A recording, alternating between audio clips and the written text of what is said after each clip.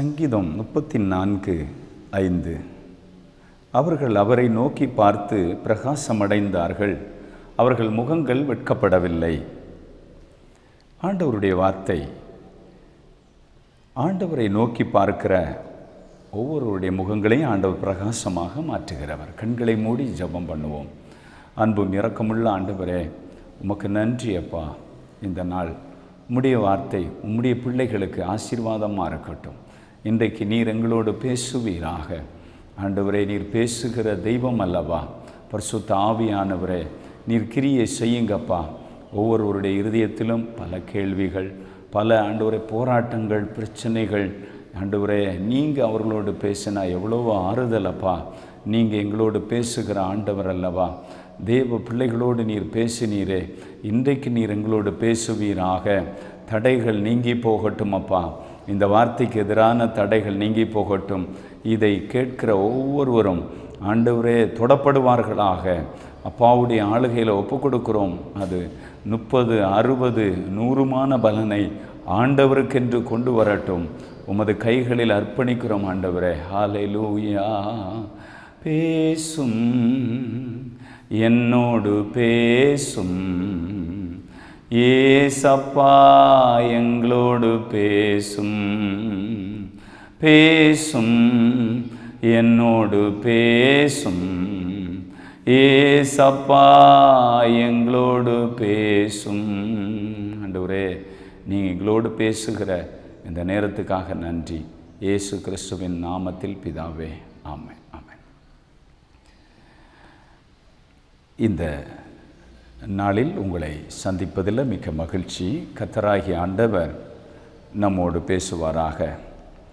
ஆண்டவருடைய வார்த்தை சொல்லுகிறது, அவர்கள் அவரை நோக்கி பார்த்து பிரகாசம் அடைந்தார்கள். ஆண்டவரை நோக்கி பார்க்கிறவர்கள் பிரகாசம் அடைவார்கள். அவர்கள் முகங்கள் வெட்கப்பட்டு போவது இல்லை.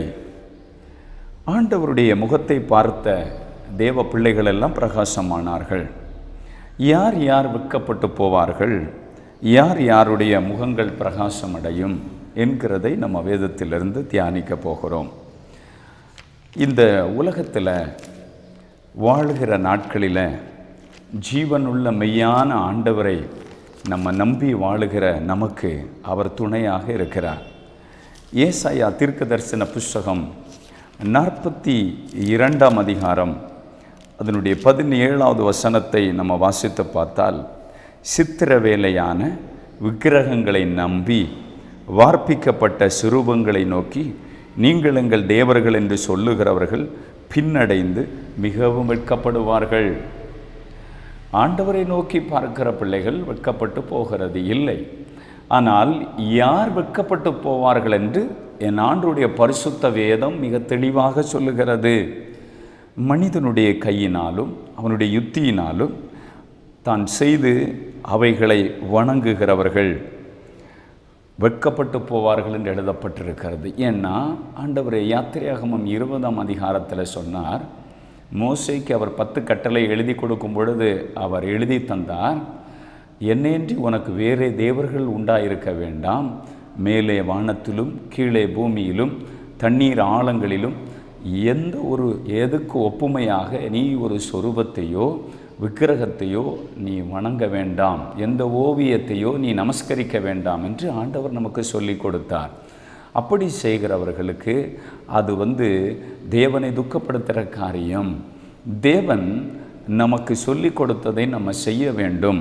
ஆகவே இந்த உலகத்தில் தேவனால் படைக்கப்பட்ட மரம், செடி, கொடி, உலகத்தில் சூரியன் மனிதனுக்காக தேவன் உருவாக்கினது, சந்திரன், நட்சத்திரங்கள், ஊர்வன, பரப்பன, மனிதர்கள், பெரிய பெரிய விலங்குகள், எதுனால சரி அதை நம்ம செய்து அதை வணங்கக்கூடாதுன்னு ஆண்டவர் சொல்லியிருக்கிறார் பரிசுத்த வேதத்தில். அதனால் இந்த ஏசாயா 43:17 சொல்லுகிறது, சித்திர வேலையான விக்கிரகங்களை நம்பி வார்ப்பிக்கப்பட்ட சுரூபங்களை நோக்கி நீங்கள் தேவர்கள் என்று சொல்லுகிறவர்கள் பின்னடைந்து மிகவும் வெட்கப்படுவார்கள். இன்றைக்கு நிறைய குடும்பங்களில் வெட்கமான காரியங்கள், ஆசீர்வாதம் இல்லை, சமாதானம் இல்லை, பிரச்சனை மேலே பிரச்சனை, ஏன் தெரியுமா? தேவனுடைய வார்த்தை சொல்லுகிறது, வார்ப்பிக்கப்பட்ட சுரூபங்களை நோக்கி நீங்கள் எங்கள் தேவர்கள் என்று சொல்லுகிறவர்கள் பின்னடைந்து மிகவும் வெட்கப்படுவார்கள். நிறைய பேருடைய வாழ்க்கை இன்றைக்கி வெட்கத்தில் இருக்குது. நிறைய பேருடைய வாழ்க்கையில் ஆசீர்வாதம் இல்லை, சமாதானம் இல்லை.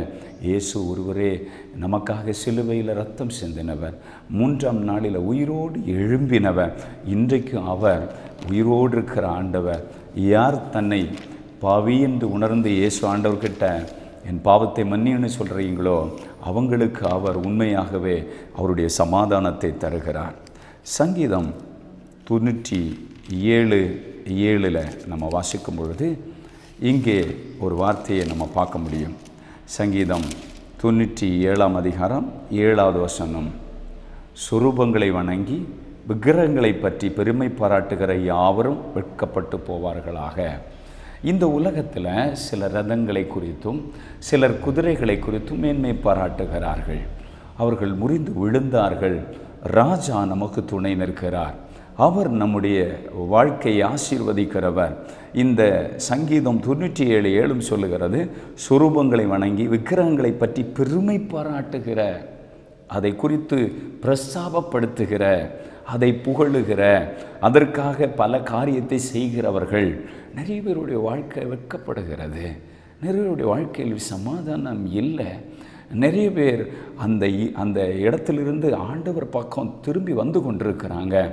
ஏன்னா ஆண்டவர் சொன்னார், ஆண்டவருடைய அறியாத ஜனங்களுக்கு அவர் தம்மை வெளிப்படுத்துகிற தேவன். கடைசி காலத்தில் அவர் தம்முடைய ஜனங்களுக்கு இதோ நான் இங்கே இருக்கிறேன், நான் மெய்யான தேவன் என்று அவர் வெளிப்படுத்துகிற காலத்தில் இருந்து கொண்டிருக்கிறோம். இது கடைசி காலம். நிறைய மக்கள் வெட்கப்பட்டு போகிற காரியத்தை பார்க்க முடிகிறது. ஆனால் கர்த்தரை நம்பி இருக்கிற பிள்ளைகள் வெட்கப்பட்டு போகிறது இல்லை. வேதத்தில் சங்கீதம் 129:5 நம்ம வாசித்து பார்த்தா அந்த வசனம் சொல்லுகிறது, சீயோனை பகைக்கிற அனைவரும் வெட்கி பின்னிட்டு திரும்ப கடவர்கள். சீயோனை, ஆண்டவருடைய ஆலயத்தை, தேவ ஊழியர்களை, தேவனுடைய காரியத்தை வெறுத்து அதை பகைத்து அதில் சண்டை போட்டு அதில் மனக்கசப்பாக எண்ணி அதில் தொடர்பே இல்லாமல் அங்கே பகையை உருவாக்கி தேவனுடைய ஆலயத்தில் பிரச்சனையை உருவாக்குகிற ஒவ்வொருவரும் வெட்கப்பட்டு போவாங்க. வேதம் தெளிவாக சொல்லுகிறது, சீயோனை பகைக்கிறவர்கள் அனைவரும், யாரானாலும் சரி, சர்ச்சில் போய் குடும்ப பெருமையை காட்டினாலும் சரி, நம்முடைய பணபலத்தை காட்டினாலும் சரி, நம்முடைய எந்த அரசியல் பலத்தை காட்டினாலும் சரி, சர்ச்சில் போய் தேவனுடைய ஆலயத்தில் போய் தேவ ஊழியர்களுக்கு எதிராகவோ தேவனுடைய பரிசுத்த நாமத்துக்கு எதிராகவோ பகையை உண்டாக்கி பிரச்சனையை உருவாக்கினா அது வெட்கத்தை கொண்டு வரணும்னு ஆண்டுடைய வேதம் சொல்லுகிறது. பிரியமான தேவனுடைய பிள்ளைகளே, எண்ணாகமத்தின் புஸ்தகத்தில் 12ஆம் அதிகாரத்தை நீங்கள் திருப்பி பார்த்தா மோசேக்கு விரோதமாக உடன் பிறந்த சகோதரிகள் தான் பிரச்சனை பண்ணினாங்க. மோசேயின் மனைவியின் நிமித்தம் அவனை ரொம்ப பகைச்சி, ஏன் ஆண்டவர் மோசையோடு மாத்திரம்தான் நான் பேசுவார், எங்களோடு பேச மாட்டாரா என்று சொல்லி பிரச்சனை பண்ணினாங்க. ஆனால் அந்த இடத்துல அந்த மிரியாம் வெட்கப்படும்படியான காரியத்தை மிரியாம் வாழ்க்கையில் அனுபவித்ததை பார்க்க முடியும். தேவன் எல்லாரையும் கூப்பிட்டு கூடாரத்துக்குள்ளே விசாரிக்க ஆரம்பித்தார். அப்பொழுது மிரியாம் பயங்கர குஷ்டரோகியானாள். ஆம் தேவ பிள்ளைகளே, தேவனுடைய நாமத்துக்கு விரோதமாக எழும்பி தேவனுடைய காரியத்துக்கு எதிராக செய்கிற காரியத்தில் ரொம்ப கவனமாக இருக்கணும். ஏன்னா இடரல் வருவது அவசியம். யாரால் வருகிறதோ அவர்களுக்கு ஐயோ அப்படின்னு வேதத்தில் எழுதப்பட்டிருக்கிறத நம்ம பார்க்க முடியும். ஆம், ஆண்டவருடைய பிள்ளைகளாகிய நம்ம ரொம்ப கவனமாக இருக்கணும். அந்த எண்ணாகம் 12ஆம் அதிகாரத்தில் கர்த்தர் மோசையை நோக்கி, அவள் முகத்தை காரி துப்புனதுண்டானால் அவள் 7 நாள் வெட்கப்பட வேண்டாமோ, அதுபோல அவள் 7 நாள் பாளையத்துக்கு புறம்பே விலக்கப்பட்டிருந்து பின்பு சேர்த்து கொள்ள கடவுள் என்றார். அப்படியே மிரியாம் 7 நாள் பாளையத்துக்கு புறம்பே விலக்கப்பட்டிருந்தாள். மீரியாமை குறித்து வேதம் சொல்லுகிறது, இப்படிதமாக அவள் வெட்கப்படுகிற காரியத்துக்கு நேராக தள்ளப்பட்டார். இன்றைக்கி நிறைய பேர் சபைக்கு விரோதமாக எழும்புகிறவங்க, சபையில் பிரச்சனையை கொடுக்குறவங்க, ஆண்டவர் அறிஞ்சவங்க இருக்கலாம், அறியாதவங்களாக இருக்கிறான். சீயோனை பகைத்து கிரியை செய்கிற யாரானாலும் அவங்கெல்லாம் வெட்கத்தை அனுபவிக்கான்னு எழுதப்பட்டிருக்கிறது. நிறைய பேர். ஆனால் அப்படி யாராவது இருந்தால் ஆண்டவர்கிட்ட ஃபர்கிவ் கேட்கணும். அப்போ தான் நம்ம ஆசீர்வதிக்கப்பட முடியும். இன்னும் வேதத்தில் நம்ம வாசிக்கும் பொழுது நீதிமொழிகளை நம்ம திருப்பி கொண்டா, இந்த நீதிமொழிகளின் புஸ்தகத்தில் 18ஆம் அதிகாரத்தின் 13வது வசனத்தை நம்ம வாசிக்கும் பொழுது யார் வெட்கப்படுவாங்கன்னு போட்டிருக்கு. காரியத்தை கேட்கும் முன்னே உத்தரவு சொல்லுகிறவனுக்கு அது புத்தியினமும் வெட்கவுமாக இருக்கும். ஒரு காரியத்தை கேட்கும் முன்னே உத்தரவு சொல்லுகிறது. ஒரு ஆள் நம்மகிட்ட ஒரு காரியம் சொல்கிறாங்கன்னா அதை A to Z ரொம்ப தெளிவாக கேட்கணும். அதை கேட்கும் முன்னே நம்மவா அதற்காக பேச ஆரம்பிச்சிட்டா அது வெட்கத்தை கொண்டு வரும். நிறைய குடும்பங்களில் கணவன் மனைவி பிரச்சனைகள் இருக்கும். அப்போது அவங்களுக்கு ஜெபம் பண்ணி அவங்களுக்கு ஆலோசனை சொல்லுகிற ஊழியத்தில் ஒரு தரப்பில் கேட்கும் பொழுது அது அடுத்த தரப்பில் இருக்கிறவங்க பிரச்சனை பண்ண மாதிரி தான் இருக்கும். இவங்க எந்த தப்பும் பண்ணாத மாதிரியே பேசுவாங்க. ஆனால் இன்னும் அடுத்த தரப்பில் நம்ம பேசும் பொழுது இவங்ககிட்ட என்ன ஃபால்ட் இருக்குன்னு தெரியும். நம்ம ஒரு காரியத்தை கேட்கும் முன்னே உத்தரவு சொல்லுகிற ஆளாக இருக்கக்கூடாது, பதில் சொல்லுகிற நபராக நம்ம இருக்கக்கூடாது. ஆண்டவர் நமக்கு வேதத்தில் எழுதியிருக்கிறார், ஒரு காரியத்தை தெளிவாக கேட்டு புரிந்து கொண்டு அதற்கு அப்புறம் நம்ம அதற்கு பதில் சொல்லுவோன்னு சொன்னால் நம்ம வெட்கப்பட மாட்டோம். அது புத்தியினமும் வெட்கவுமாக இருக்கும்னு பைபிளில் போட்டிருக்கு. ஆமாம், காரியத்தை ரொம்ப தீவிரமாக கேட்டு அறிந்து கொண்டு அடுத்து நம்ம பேசணும். நிறைய பேர் அப்படி விசாரிக்கிறது இல்லை. குடும்பத்திலும் சரி, வெளியிலும் சரி, சமுதாயத்திலும் சரி, வேலை பார்க்குற இடத்துலையும் சரி, எங்கேயும் சரி, ஊழியத்தின் பாதையிலானாலும் நம்ம இதில் கவனமாக காரியங்களை செய்ய ஆண்டவர் நமக்கு உதவி செய்வாராக. ஆம், சங்கீதங்களின் புஸ்தகத்தை நம்ம திருப்பி கொண்டால் சங்கீதத்தில் இன்னும் ஒரு காரியத்தை குறித்து நம்ம பார்க்க போகிறோம். சங்கீதம் 22ஆம் அதிகாரத்தில் அதனுடைய 5வது வசனம், யார் வெட்கப்பட்டு போவது இல்லை என்று ஆண்டவருடைய வேதம் சொல்லுகிறது. நம்ம இன்னும் ஒரு காரியத்தை கூட அதில் நம்ம பார்த்து கொள்வோம். நீதிமொழிகளின் புஸ்தகம் 29ஆம் அதிகாரம் அதனுடைய 15வது வசனம். இந்த கடைசி காலத்தில் இன்றைக்கு நிறைய சம்பவங்கள் தேசத்தில், இளைய தலைமுறைகள், பெண்கள், வாலிப பிள்ளைகள், வாலிப தம்பிகள், நம்ம எல்லாருக்கும் குழந்தைகள் நம்ம வளர்க்குறோம். ஆனால் பைபிள் சொல்லுகிறது, நீதிமொழிகள் 29:15 நம்ம வாசித்து பார்த்தா, பிரம்பும் கடிந்து கொள்ளுதலும் ஞானத்தை கொடுக்கும், தன் இஷ்டத்துக்கு விடப்பட்ட பிள்ளையோ தன் தாய்க்கு வெட்கத்தை உண்டு பண்ணுகிறாள். ஆம் தேவ பிள்ளைகளே, தன் இஷ்டத்துக்கு விடப்பட்ட பிள்ளை தன் தாய்க்கு, அம்மாக்குன்னு சொல்லப்பட்டிருக்கிறது. அம்மாவுக்கு ஒரு கேர் உண்டு. அம்மா பிள்ளைகள், அப்பா வேலைக்கு பல காரியத்தில் இருப்பாங்க. ஆனால் வீட்டில் அம்மாக்கிட்ட பிள்ளைகள் ரொம்ப அட்டாச்சாக இருப்பாங்க. அப்போது அவங்கள ஆண்டவருக்கு ஏற்ற போதனையில் நம்ம நடத்தணும். அவங்க இஷ்டத்துக்கு விடக்கூடாது. அவங்க சில நேரம் இஷ்டத்துக்கு விட்டுகிற குடும்பங்களில் நிறைய வெட்கங்கள் வருகிறது. தீநாள் ஊரை சுற்றி பார்க்க போனால் தீநாள் வாழ்க்கை தீட்டுப்பட்டு போனது. தீநாளுடைய நிமித்தம் நிறைய இரத்த சிந்துதல் உண்டானதை குறித்து பைபிள் எச்சரிக்கையாக சொல்லுது. தீநாள் அவள் வீட்டில் உள்ள அம்மா அப்பாவுடைய ஒரு கேரில் அவள் போகலை, இல்லை ஒரு தம்பி யாராவது ஒரு ஆளுக்கு கேரில் அவள் ஊரை சுற்றி பார்க்க போகலை, தன் இஷ்டத்துக்கு போனான். ஆமாம், நம்ம பிள்ளைகளை அவங்க இஷ்டத்துக்கு எல்லா இடத்துக்கும் அனுப்பக்கூடாது. அவங்களுக்கு டெய்லி ஆண்டவருடைய வார்த்தையை சொல்லி கொடுக்கணும். அவங்கள ஜெபத்தில், கர்த்தருக்குள்ள ஆலயத்தின் காரியத்தில் நல்ல தெய்வ பயம் உள்ள ஒரு ஃபியர் ஆஃப் காடில் பிள்ளைகளை வளர்க்கணும். இன்றைக்கி நிறைய குடும்பங்கள் வெறும் படிப்புக்கு மாத்திரம் முக்கியத்துவம் கொடுக்குறாங்க. நம்ம கொடுக்கணும், அது கொடுக்காமல் இருக்கக்கூடாது. ஆனால் தெய்வ பயம் இல்லாத ஒரு ஆலயத்துக்கு, ஜெபத்துக்கு, சபைக்கு போகிறது, ஆண்டவருக்காக செயல்படுகிற எல்லா நேரத்தையும் படிப்புன்னு கொடுத்தாலும் அது பிரச்சனையை கொடுக்கும். சில லாயர்ஸ், சில டாக்டர்ஸ், சில நிறைய பெரிய பொசிஷனில் இருக்கிறவங்கள நான் பார்க்குறேன். ரொம்ப படிச்சிருப்பாங்க, நல்ல ஜாபில் இருப்பாங்க. பட் அவங்க ஒரு வாலிப நாட்களில், சிறு வயதில் கர்த்தருடைய வழிகள் அவங்களுக்குள்ள ஆண்டவரை ஏற்றுக்கொள்ளாததுனால ரொம்ப குடிக்கிற ஆளாக இருப்பார், வேற ஒரு காரியத்துக்கு அடிக்டாக இருப்பார். அவருடைய மரியாதை மதிப்பு ஒன்றும் கிடையாது. குடும்பமே மனைவி எல்லாம் பிரிந்த ஒரு சூழ்நிலையில் வாழ்கிற நிறைய பேரை பார்க்க முடிகிறது.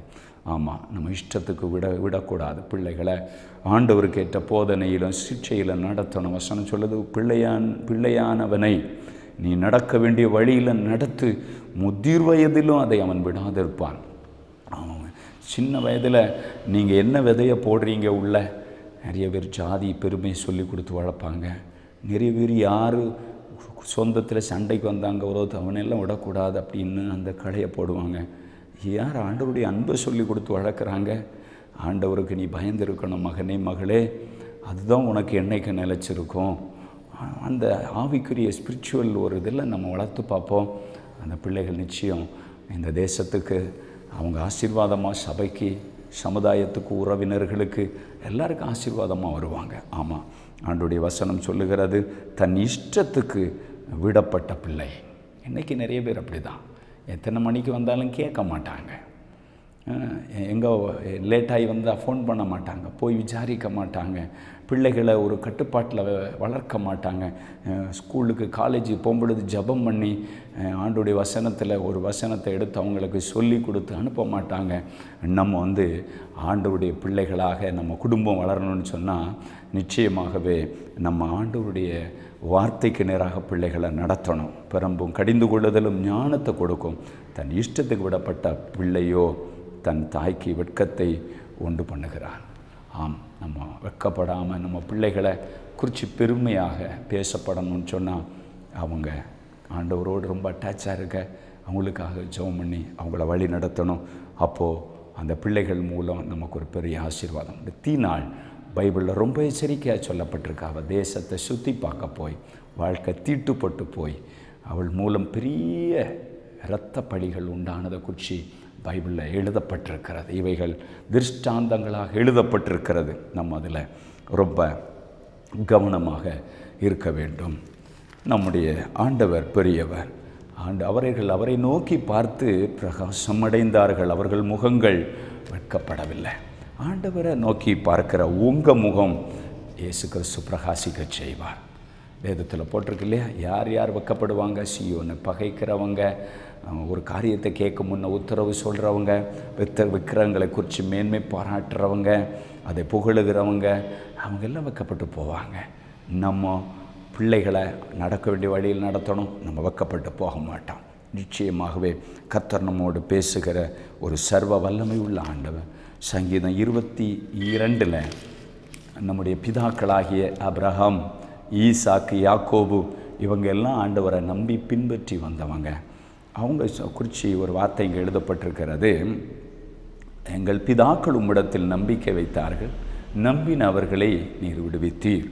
உம்மை நோக்கி கூப்பிட்டு தப்பினார்கள், உம்மை நம்பி வெட்கப்பட்டு போகாதிருந்தார்கள். ஆண்டவரை நம்பினா வெட்கப்படவே விட மாட்டார்.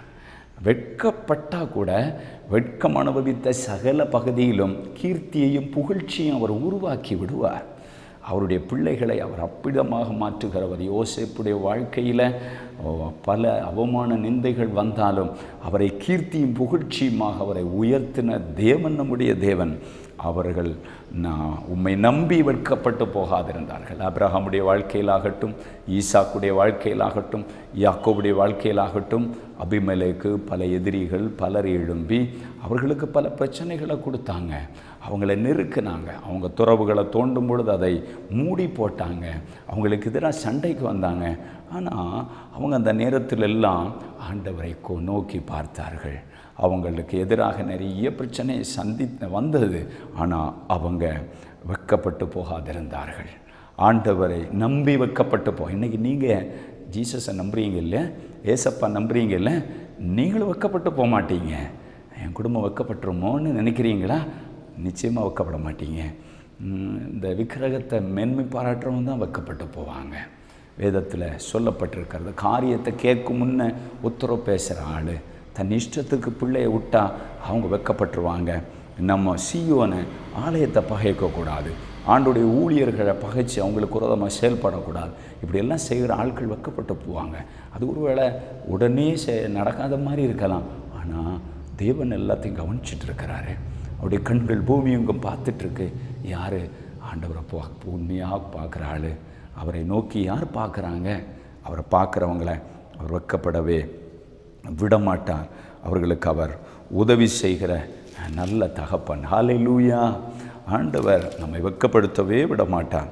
சங்கீதம் 31:17 நம்ம வாசித்து பார்த்தா, கர்த்தாவே உம்மை நோக்கி கூப்பிட்டேன், நான் வெட்கப்பட்டு போகாதபடி செய்யும். அந்த ஜெபம் பாருங்கள், என்னை வெட்கப்பட்டு போகாதபடி செய்யும். நம்ம வெட்கப்பட்டு போகாதபடி செய்கிற ஒரு ஆண்டவர்.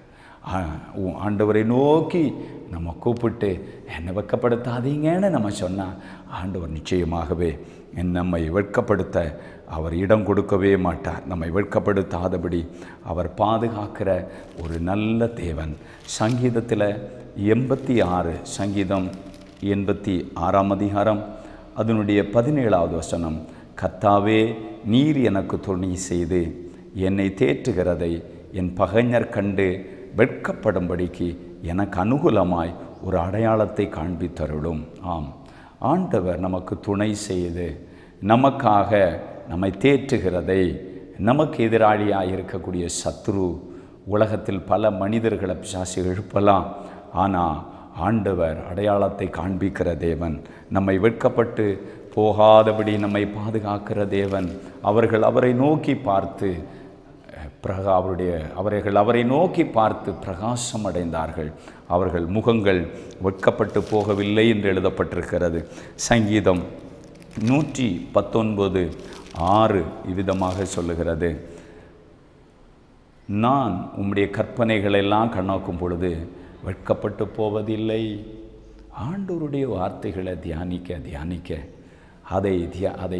அதையே வாழ்க்கையாக மாற்ற நம்ம வெட்கப்பட்டு போகிறதே இல்லை. நான் உம்முடைய கற்பனைகள் எல்லாம் கண்ணோக்கும் பொழுது வெட்கப்பட்டு போவதில்லை. நம்ம வெட்கப்பட்டு போக மாட்டோம். ஆண்டவருடைய கற்பனைகளை நம்ம கடைபிடிக்கும் பொழுது, அதை கண்ணோக்கும் போது, அதையே நம்ம சிந்திச்சுட்டு இருக்கும் பொழுது நிச்சயமாக நம்ம வெட்கப்பட்டு போகாதபடி தேவன் நமக்கு உதவி செய்கிறவராகவே இருக்கிறார். ஆண்டவருடைய கற்பனைகளை நம்ம கை கொள்ளணும், அதை வாசிக்கணும், அதை காணாமல் படிக்கணும், அதை உன் இருதயத்தில் பத்திரப்படுத்தணும்னு சொல்கிறார். அதை எப்பொழுதும் நம்முடைய இருதயத்தில் பத்திரப்படுத்தினா அது நம்ம பாதுகாக்கும். வாலிபன் தன் வழியை எதனால் சுத்தம் பண்ணுவான்? முது வசனத்தின்படி தன்னை காத்து கொள்ளுகிறதுனால் தானே. தாவீது சொல்லும் பொழுது, உம்முடைய வாக்கை என் இருதயத்தில் வைத்தேன், நான் உமக்கு விரோதமாய் பாவம் செய்யாதபடி. ஆமாம், அந்த வார்த்தை அதை கண்ணோக்கும் பொழுது நம்ம வெட்கப்பட்டு போக மாட்டோம். ஆண்டவர் நமக்கு உதவி செய்கிற ஒரு நல்ல தகப்பன். சங்கீதம் 37 விதமாய் சொல்லுகிறது, உத்தமர்கள் வெட்கப்பட்டு போக மாட்டாங்க. சங்கீதம் 37 18, 19 ஆகிய வசனத்தை நான் வாசிக்கிறேன், கவனிங்க. உத்தமர்களின் நாட்கள் கர்த்தர் அறிந்திருக்கிறார், அவர்கள் சுதந்திரம் என்றென்றைக்கும் இருக்கும். அவர்கள் ஆபத்து காலத்தில் வெட்கப்பட்டு போகாதிருந்து பஞ்ச காலத்திலே திருப்தி அடைவார்கள். ஹல்லேலூயா! ஆண்டவர் எவ்வளோ பெரியவர் பாருங்கள், அவர் எவ்வளவு நல்லவர்.